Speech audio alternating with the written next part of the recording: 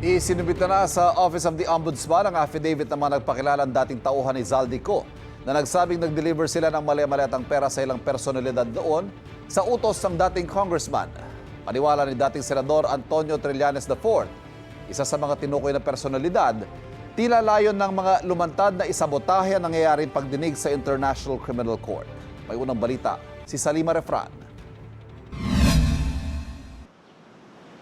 Hawak na ng Office of the Ombudsman ang joint affidavit ng mga nagpakilalang dating sundalong naghatid umano ng mali-maliatang pera sa iba't ibang opisyal ng gobyerno mula kay dating Congressman Zaldico. Gusto nilang imbestigahan ito ng Ombudsman para sa mga posibleng paglabag sa anti-graft law at Code of Conduct of Public Officials. Ang basehan po namin ay tumanggap sila ng milyon-milyon na pera pero hindi po yan naipakita sa kanilang SALN.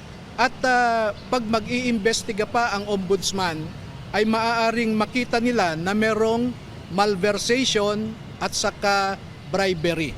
Walang ipinakita o binigay na kopya ng affidavit sa media si Baligod.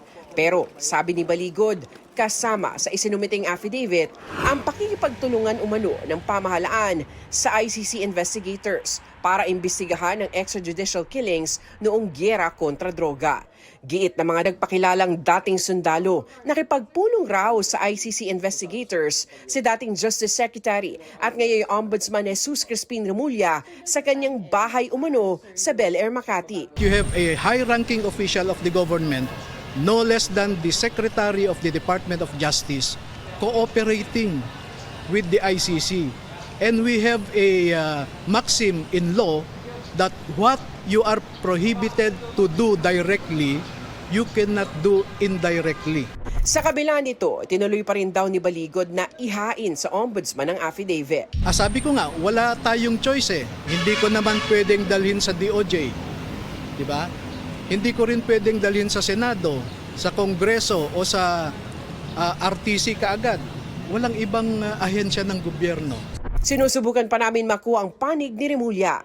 Sinagot rin ni Baligod ang sinabi ni Senator Ping Lacson na questionable ang kabuang 805 billion pesos na dineliver umano ng mga dating sundalo. Ang sinasabi kasi ni Senator Lacson, ang assumption niya, ang mga pera na ito ay galing sa flood control projects lamang.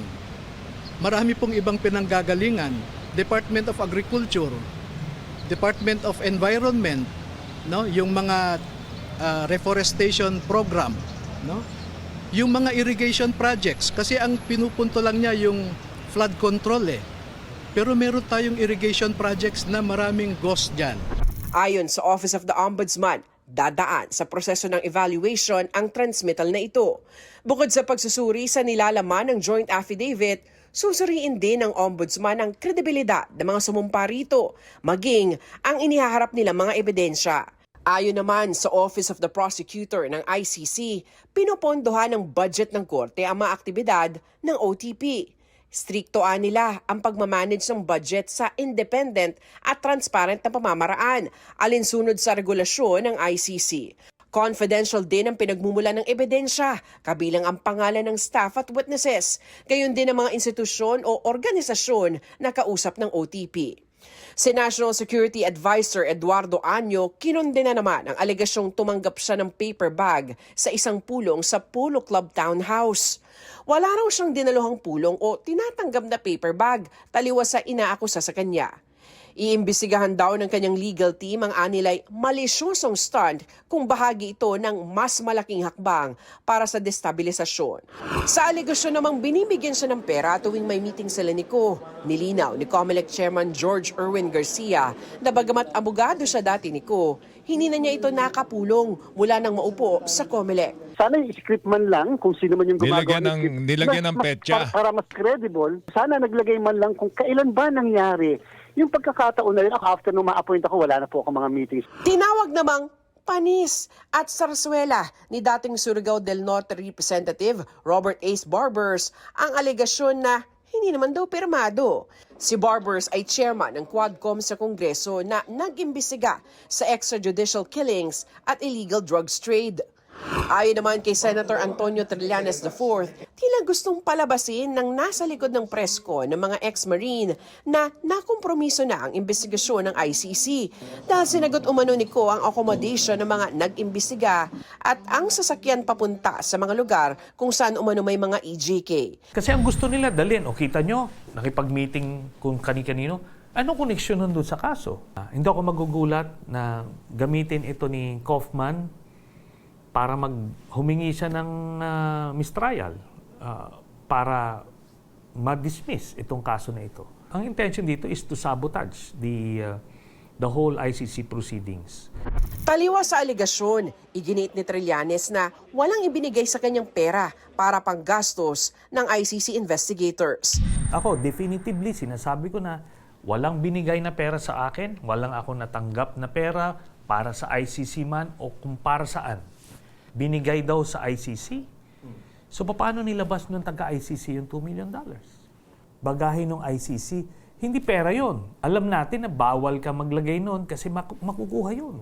Itinanggi rin ni Trillanes ang aligasyong nakapagpulong ang mga ICC investigators sa kanya at iba pang opisyal ng gobyerno.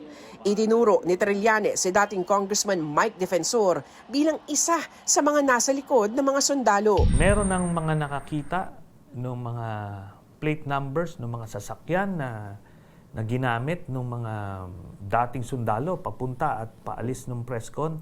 Ang isa doon ay nakapangalan sa asawa ni Mike Defensor.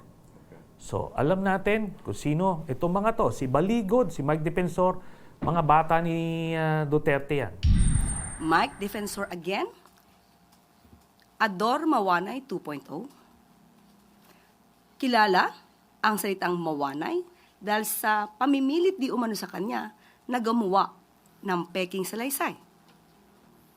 Meron tayong impormasyon na isang tao sa administrasyon dati ni GMA na isang operator na ang trabaho lamang ay to muddle the issues.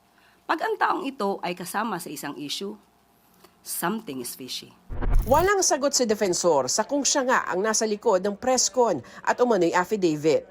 Pero tugon niya kay Castro, sagutin anya dapat ang issue at huwag ilihis sa personalidad.